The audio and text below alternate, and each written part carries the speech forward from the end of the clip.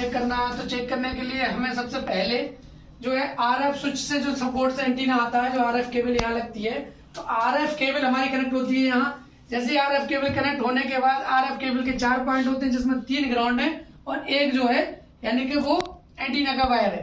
तो main RF cable है, तो आरएफ केबल इसमें कनेक्ट होती है। आरएफ केबल करने के बाद कनेक्ट होने के बाद कहाँ पहुंचता है आरएफ केबल में 33 पिकोफैराड यानी कि कैपेसिटर लगाया, कैप लगा सीरीज में लगने के बाद क्या होता है कि एक यहाँ पे ये सर्किट हो गया। फिर उसके बाद में इनपुट होते हुए यहाँ से इन हुआ तो इसने आउटपुट कर दिया। वो कौन सी कॉइल करती है? स्विचिंग कॉइल जो करती है। इसने क्या किया, इसके बाद एक 68 नैनो हेनरी की कॉइल लगी है जो कि ग्राउंड में है। ग्राउंड में लगने के बाद जो ग्राउंड में लगी है उससे आगे फिर सिग्नल जाता है। सिग्नल जाने के बाद यहाँ क्या होता है 33 पिकोफैराड का एक फिर कैपेसिटर लगा है जो कि हाई फ्रिक्वेंसी को जाने देगा, बगैर लो फ्रिक्वेंसी को रोक लेगा। तो यहाँ से जैसे एंटीना से वायर टच हुए, जो भी हाई फ्रिक्वेंसी आई, अंदर क्या किया, पहले कैपेसिटर ने हाई फ्रिक्वेंसी को ही जाने दिया, लो फ्रिक्वेंसी रोक ली। लो फ्रिक्वेंसी रोकने के बाद एक कॉइल सर्किट बना, सर्किट बनने के बाद एक इस स्विचिंग कॉइल में आया। स्विचिंग कॉइल में आते हुए फिर एक 68 नैनो हेनरी की कॉइल लगाई गई जो कि ग्राउंड से कनेक्टेड है। तो ये भी एक स्विचर का ही काम करती है, जैसे मैंने तुमको समझाया है उसी हिसाब से ये क्या करती है। यहाँ से जाने के बाद अब यहाँ पे भी अगर सिग्नल में कोई भी डिफेक्ट पहुंचा है तो कैपेसिटर इसको भी 33 पिकोफैराड का सीरीज में लगा रखा है, तो ये भी क्या करेगा, उसको जो सिग्नल जाना चाहिए वो सिग्नल को जाने देगा। उसके बाद 0.68 माइक्रो हेनरी की कॉइल लगी है। उसके बाद ये सिग्नल कहाँ पहुंचता है, डायरेक्ट 2G नेटवर्क के पास। अब 2G नेटवर्क के पास पहुंचने से पहले और आरएफ केबल में इसमें स्विच में एंटर होने से पहले एक सर्किट बना है जो कि इसका बहुत ही मेन सर्किट है। और यहाँ से क्या आती है, इस सर्किट को ज्यादातर लोग ध्यान न देते हैं, वैल्यू न देके डायरेक्ट अपने हार्डवेयर सोल्यूशन के हिसाब से चलते हैं। तो हार्डवेयर सोल्यूशन में इस सर्किट का कोई जिक्र नहीं है। हार्डवेयर सोल्यूशन में इसका कोई जिक्र नहीं है। यहाँ क्या काम करता है, तो जैसे तुमको अब तक बताया गया था कि डिवाइडर सर्किट, तो यहाँ पे भी सेम डिवाइडर सर्किट लगा हुआ है। डिवाइडर सर्किट का मतलब है जैसे कि डिवाइड वोल्टेज इन हुआ तो वोल्टेज इन हो रहा है, तो यहाँ से वोल्टेज कितना इन हो रहा है, 1.8 वोल्ट। कितना? 1.8 वोल्ट। ये कहाँ से आ रहा है, पीएम से। बीएम से 1.8 वोल्टेज आया। 1.8 वोल्टेज आने के बाद एक नैनो हेनरी की कॉइल लगी है, 68 नैनो हेनरी की लगने के बाद यानी कि कहाँ पहुंचा, 10 किलो ओम्स रजिस्टर के पास। 10 किलो ओम्स रजिस्टर के पास पहुंचा। तो हमारा ये कौन सा बन गया, R1। क्या बन गया, R1। और ये उसके बाद जो यहाँ पहुंचा वो क्या बन गया, R2 हो गया, R2।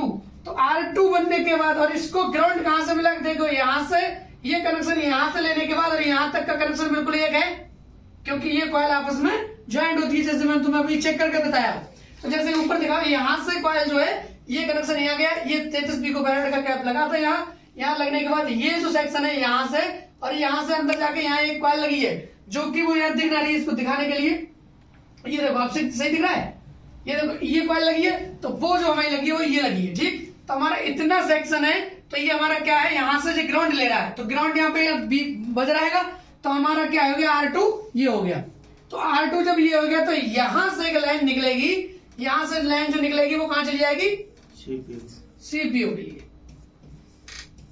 तो यहाँ से सीपीयू के लिए जाएगा। अगर मान लीजिए 1.8 गया है तो जैसे डिवाइडर सर्किट काम करता है उस हिसाब से अगर चेक किया जाएगा तो 1.8 और 47 किलो ओम का रजिस्टर लगाने के बाद जितना भी यहाँ से वोल्टेज डिवाइड होकर जाएगा वो जाएगा सीपीयू के पास। सीपीयू से क्या समझेगा कि नेटवर्क स्विच का जो पूरा वर्किंग सिस्टम है वो प्रॉपर तरीके से कनेक्ट है। तो हाई बैंड जब निकलेंगे तो जब तक ये कनेक्टेड नहीं रहेगा तब तक फोन तुम्हारा सिग्नल तो दिखाएगा, कभी फेक नेटवर्क में चला जाएगा, कभी वीक नेटवर्क में चला जाएगा।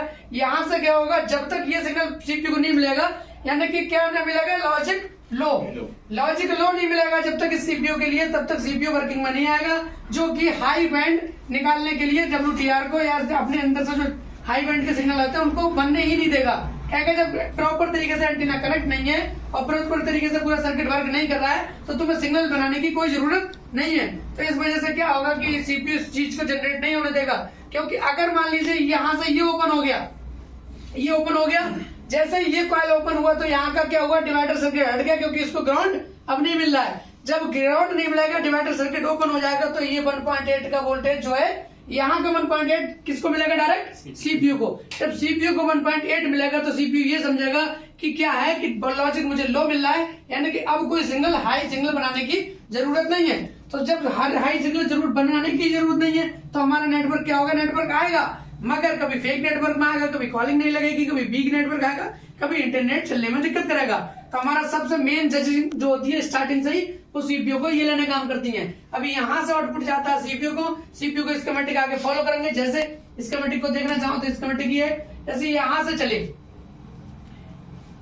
यहाँ से मेन एंटीना अपने ने आरएफ केबल लगाई, आरएफ केबल लगाने के बाद हमारा ये एनसी कंपोनेंट है, ये 33 पिकोफैराड जो मैंने बनाया वो है। फिर उसके बाद ये एक स्विचिंग कॉइल है, जिसके इसमें होते हुए एंटीना ये लगी है जो कॉइल अपनी अर्थ से हेलन रहेगी। यहाँ से यहाँ तक का सर्किट है, बस यहाँ से यहाँ तक का, यहाँ से सिग्नल आया, सिग्नल तो एंट्री कर गया इसमें, मगर ये क्या है लो। अब इसमें क्या है कि ये ग्राउंड का जो सिग्नल है वो यहाँ से मिल रहा है, तो हमारा R1 कौन, R2 कौन सा हो गया, 10 किलो ओम्स, यानी कि यहाँ से ग्राउंड मिला तो 10 किलो ओम्स हो गया ये। और हमारा मतलब जो ग्राउंड से कनेक्टेड है वो 10 क्या हो गया, R2 हो गया, तो R2 उसमें गलत बता दिएगा, R2 हो गया, 47 किलो ओम्स हमारा R1 हो गया, क्योंकि एंट्री कहां से करी, यहां से वोल्टेज ने, जो वोल्टेज ने एंट्री करी वो यहां से करी। तो यहां से वोल्टेज एंट्री करने के बाद तो हमारा R1 हो गया 47 किलो ओम्स और R2 हो गया 10 किलो ओम्स। तो यहां से देखो जो जज जा रहा है एंटीना चेक, एंटीना चेक कौन कर रहा है, सीपीयू। अब यहां से क्लिक करो तो कहां पहुंच गया, देखो ये कहां आ गया, सीपीयू के अंदर आ गया, ऐसे में कंट्रोलिंग आ गया सीपीयू के अंदर। तो यहां से जब तक इसको या सीपीयू के पार्टीशन को ये नहीं मिलेगा, तब तक वो क्या बोलेगा कि एंटीना प्रॉपर कनेक्शन नहीं है। तो एंटीना की प्रॉपर कनेक्शन नहीं होगा। जब इसको यहाँ पर वोल्टेज मिलने लगेगा कितना, जब ये ठीक होगा, तो यहाँ पर 1.8 का जो कैलकुलेशन के हिसाब से जो वोल्टेज मिलेगा वो लॉजिक में क्या मिलेगा, लॉजिक लो। और जब यहाँ पर वो कनेक्ट नहीं होगा तो मिलेगा यहाँ पर 1.8 जब यहाँ वोल्टेज मिलने लगेगा तो यहाँ क्या होगा जाएगा, लॉजिक हाई, यानी कि लॉजिक हाई 1.8 मिला तो लॉजिक हाई हो गई, तो क्या होगा, एंटीना गलत होगा। तो वो कहेगा कि भैया हाई बैंड सिग्नल यहाँ जनरेट मत करो, इसकी वजह से तुम्हें इसकी जरूरत नहीं है। तो एंटीना चेक करने के लिए, एंटीना भी चेक कौन कर रहा है, मास्टर यानी कि सीपीयू। तो सीपीयू के लिए यहाँ लॉजिक लो चाहिए। तो लॉजिक लो होने के लिए हमारा लॉजिक लो जब काम करेगा, तब लॉजिक लो जब ही काम करेगा जबकि हमारा ये कनेक्टेड रहेगा। तो लोग अधिकतर केसों में क्या करते हैं, वहां से लिया और यहाँ जंपर मार दिया, अब इतना सर्किट सब गायब।